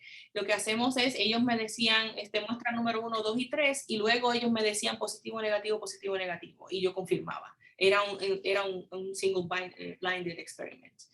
Eso era mi función y luego ellos siguieron el desarrollo del dispositivo. Pero tiene que ver con alto pH, rotación y un reconocimiento de la molécula a través de un disco de níquel. Muy bien, pues muchas gracias. Gracias a ti. Charilín, una pregunta. Sí. Profesor Carrasquillo aquí. Hola. Hola. Y felicitaciones por la presentación. Muy, muy, muy buena. Gracias. Es que nada, sigo en la línea de la doctora Margarita Rodríguez y es que en estos días vi como que habían aprobado un device así es que se sopla para detección del COVID. ¿Es el del que estamos hablando? No. Hay muchísimos que se han aprobado. Y pues la que lo está desarrollando está desesperada porque es que el proceso de la FDA, el papeleo es increíble. Lo último que yo escuché hace meses atrás, antes de Navidad, era que le estaban pidiendo cómo tú puedes comprobar que te da positivo para cuando el paciente tiene SARS-CoV-2 y no tiene otro tipo de virus o otro tipo de bacteria. Entonces, le dieron una lista como de 25 patógenos diferentes que tenía que excluir si su dispositivo podía detectarlo solo o en combinación con el virus del COVID. Así es que le dan la lista de tareas, es bastante larga. Y mientras ella hace sus experimentos, entonces siguen aprobando cosas. Pero pues lo que hace es que buscan lo que es único y siguen aprobando precisamente por la necesidad que hay, especialmente en sitios de bajos recursos, en las áreas rurales. Eso es lo que están tratando de desarrollar. Pero no fue ese. Gracias por la pregunta, muy interesante. ¿Alguien más? Charilyn, es una pregunta. Bueno, más bien es como, sí, un cuestionamiento. Mencionabas en un punto de la presentación que la hipertensión pulmonar es una condición que es rara, relativamente rara, pero yo conozco 2 personas que la tienen. Entonces, ¿hay alguno, además de ser mujer, algún otro factores de riesgo o que pudieran hacer que una persona esté más predispuesta a desarrollar hipertensión pulmonar? Es una excelente pregunta, porque los factores están asociados con muchísimas causas. Una de ellas es HIV, pero no es la única. Hay las personas que están en condiciones de hipoxia, las que viven en la altitud, en la altura, esas son una causa. La otra causa son coinfecciones con otros patógenos, pero también hay una mutación genética, hay un gen que puede correr en las familias. es el gen que codifica para el BMPR2, es un receptor de una proteína, no me va a salir el nombre en español, se llama BMPR2. Esa mutación sí corre en familias y ese es causante del 10% de los casos de hipertensión pulmonar que se conocen, además de vivir en altura y en términos de hipoxia como tal. Uno piensa en hipoxia y uno piensa automáticamente en altura, pero la razón de hipoxia, uno puede estar en hipoxia por muchísimas otras razones, incluyendo obesidad, ciertos estilos de vida. Uno puede tener sus pulmones en hipoxia de diferentes maneras. Dicen que es rara, pero en realidad hay bastantes causas, hay bastantes razones por las cuales una persona lo pueda tener. Yo creo que lo que estamos viendo en la documentación científica de que es raro es porque lo que tú no buscas, tú no lo encuentras. Entonces, es una enfermedad bastante difícil de diagnosticar. Nuestros chequeos anuales con el médico no incluyen un sonograma, ¿cómo se llama? Un ecocardiograma cardíaco todos los años, no incluye un cateterismo todos los años para medir presiones, porque no es necesario, ¿verdad? Pero a veces con la ecocardiografía le ayuda a los expertos a medir a medir esa cámara del ventrículo derecho y empezar a ver que se está estirando. Y ya eso es la primera indicación de que puede estar corriendo. Así es que está complicado el asunto. Yo no creo que sea tan rara. Lo que pasa es que, hey, si los planes médicos no lo pagan, no te lo van a hacer. Y esa es la triste realidad de la salud. Sí. Oye, pensando también en el hecho de que es más prevalente en las mujeres que en los varones, ¿verdad? ¿Hay algún componente hormonal o de autoinmunidad ahí asociado con...? Ni idea. Lo que he visto es que dicen es 4 veces más frecuente, hormonas deben ser importantes, pero no debe haber grupos que se están encargando de saber exactamente, porque una de las cosas que yo tengo curiosidad, pero como yo no trabajo con hormonas así, pues como que no hemos hecho eso. Es una persona que tiene sus hormonas bien versus una persona que ya está en la etapa de cerca de la menopausia, o sea, cuando tú recibes tus medicamentos que te bajan tus hormonas, o sea, ese tipo de cosas tiene que cambiar la prevalencia. Así es que yo no estoy muy segura de que eso se ha desglosado lo suficiente para entenderlo completamente. Pero sí, es 4 mujeres por cada hombre lo tienen. Gracias. Gracias por la pregunta, Marla. ¿Alguien más que tenga preguntas? Tenemos como unos 3 minutitos. Ok, yo, siguiendo la línea que habló Marla de todo esto, ¿verdad? De la prevalencia, etcétera, y tú mencionas de que pues no hay podríamos decir, como rutina, una manera de diagnosticarlo. A mí me encantan los tejidos, así que eso es un hecho. ¿Hay alguna manera histológica en la cual, verdad, pueda ser más fácil la identificación o la detención de esta condición? Excelente pregunta. Al momento, lo que yo entiendo es que no la hay, porque la complicación, aparte de diagnosticar esto en vida, la única manera que tú lo puedes ver es ya con tejidos de autopsia. Porque tienes que sacar, cuando entras a hacer una biopsia, tú tienes que sacar la biopsia exactamente donde está la lesión. No la podemos encontrar en vida. Y entonces ahí es que se complica la cosa.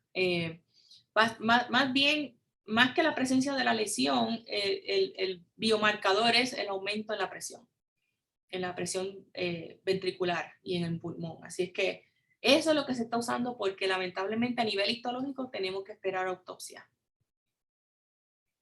Sí, está difícil buscar exactamente dónde está. Exacto. Se sabe basado en los estudios limitados que hay, ¿verdad? Porque no todo el mundo tiene la capacidad de obtener tejidos así y de sentarse con su santa paciencia a buscar todo el pulmón, ¿verdad?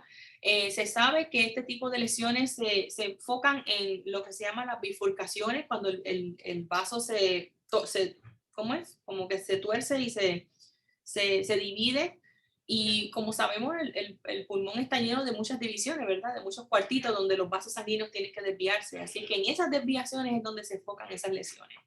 Eso se sabe por pacientes y por monos, pero todo autopsia. Rapidito, doctora, este es Yasmín Sedamiro de Biología. Excelente presentación, ¿verdad? Y las otras compañeras que han hablado de las maravillas ¿verdad? De su trabajo y su compañerismo, ¿verdad? Cuando estuvieron como compañeras de estudio. Tenía una pregunta en cuanto a eso que mencionó la doctora Olga. ¿Habrá una forma en cuanto a lo que usted mencionó de cómo se ve que el ventrículo izquierdo que se va, izquierdo no, derecho, que se va aumentando, ¿verdad? El tamaño. Eso es algo que podría apreciarse con un sonograma. Definitivamente el ecocardiograma es la herramienta número 1 donde eso se puede monitorear. Porque los expertos pueden medir, hay ciertas proporciones en las medidas de las diferentes cámaras del corazón y de ahí sacan los cálculos y saben que ya está estirándose, se está hipertrofiando el ventrículo derecho. Sí, esa es la mejor manera porque no es invasivo y pues ellos pueden calcular. Hay una correlación en donde a través de ecocardiograma entonces pueden estimar, ¿verdad? Si el paciente tiene que ir a cateterismo para un diagnóstico final. No es 100%, la correlación no es 100%, pero por lo menos un 80% de los pacientes que está la sospecha a través del eco sí dan positivo por el cateterismo.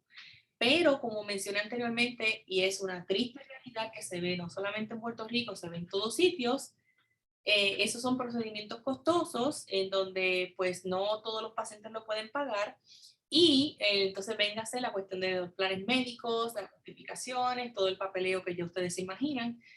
No, por esa razón no es parte del el cuidado estandarizado de todos nosotros, ¿verdad? Si eso fuera así, yo te aseguro que pueden identificar más casos y pueden entonces comenzar tratamientos preventivos, que serían básicamente tomando vasodilatadores para evitar la complicación cardíaca eventual. Excelente pregunta. Pero sí, es la manera número 1. Ok, gracias. Muchas gracias a todos por sus preguntas y nuevamente gracias a la doctora Charilyn. Antes de pasar a la clausura, que está a cargo de la doctora Olga Santiago, ¿verdad? Quien es la que preside el comité organizador de esta actividad, queremos dejarles saber que en el chat se ha colocado el programa de las sesiones concurrentes, porque esta actividad no se ha acabado. Ahora viene la segunda parte, que es donde vamos a tener entonces las presentaciones de nuestros estudiantes. Está también el link para la evaluación, así que es bien importante que todos los asistentes, ¿verdad?, nos ayuden con esto, porque esto es lo que ha podido ayudar a que esta actividad se haya mantenido exitosa, ¿verdad?, las evaluaciones de todo. Así que dejo entonces a la doctora Mateo, a ver que no se me haya quedado nada, a la doctora Olga Santiago para que dé la clausura. Gracias, Cariluz. Pues le queremos agradecer grandemente a la doctora Charilyn Almodóvar. Perdone, verdad, no sé si se escucha, pero tenemos la academia aquí, están celebrando algo y están ahora encendidos. Pero pues le queremos agradecer, Charilyn, gracias, de verdad que ha estado sumamente interesante la charla. Gracias por toda esa información, o sea que a mí me han venido como 10.000 preguntas y curiosidades, pero pues es como que todo está esa información, como que uno tiene que digerirlo un poquito porque de verdad que está sumamente interesante. Gracias por haber aceptado nuestra invitación. También queremos darle gracias especialmente, ¿verdad?, a nuestro presidente, al doctor Jorge Iván Vélez Arrocho, que nos acompañó en esta mañana, así que gracias también por sacar de su tiempo y pues estimular en esa manera el desarrollo de la ciencia.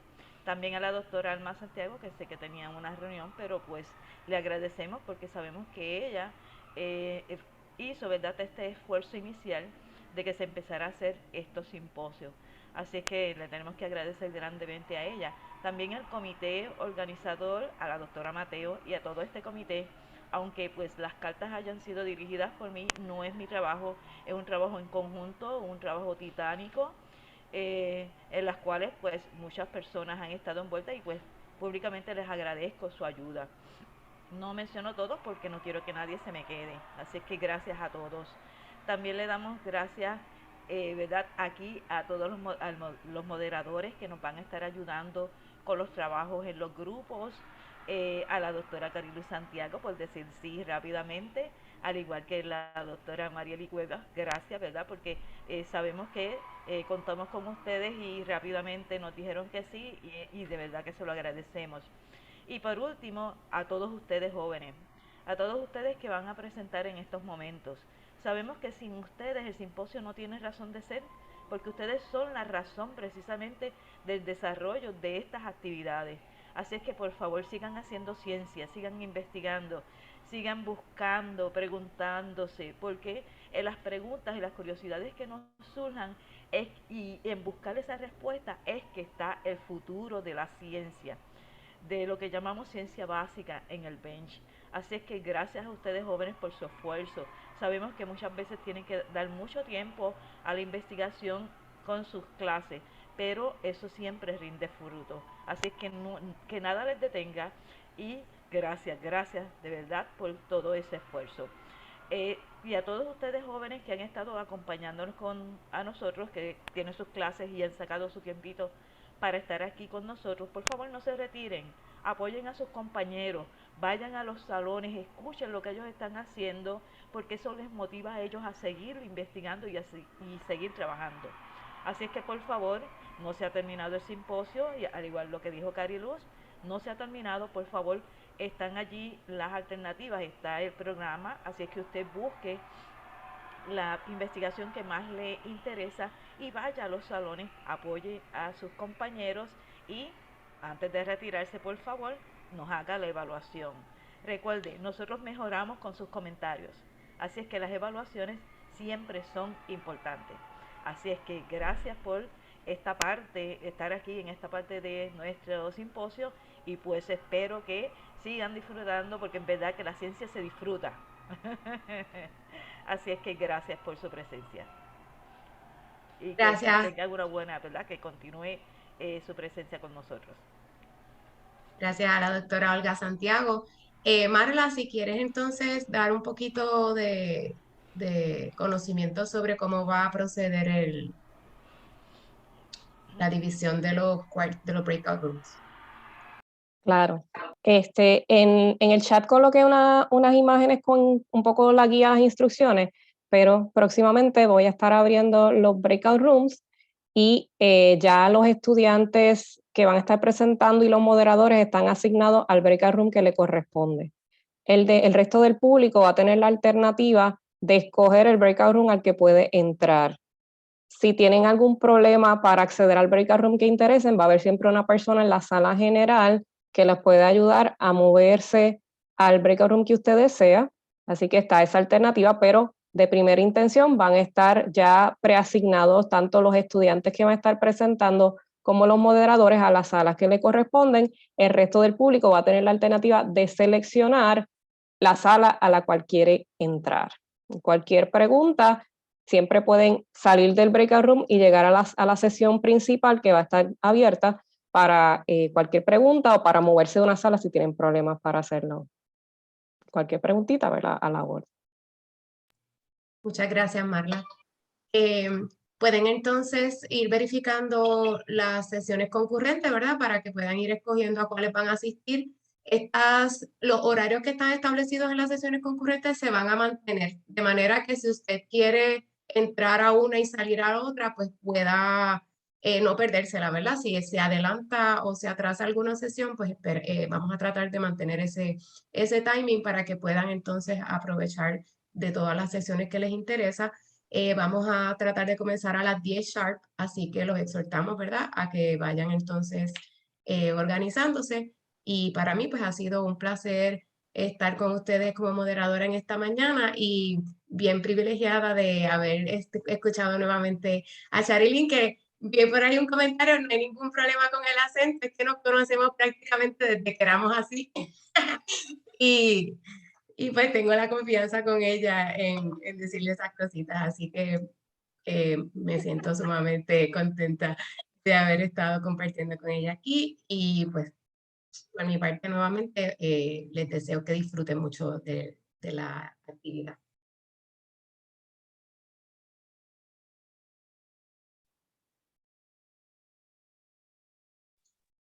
Pues jóvenes, a los que quieran salir un momentito, ir al baño, comer algo, háganlo, pero regresen.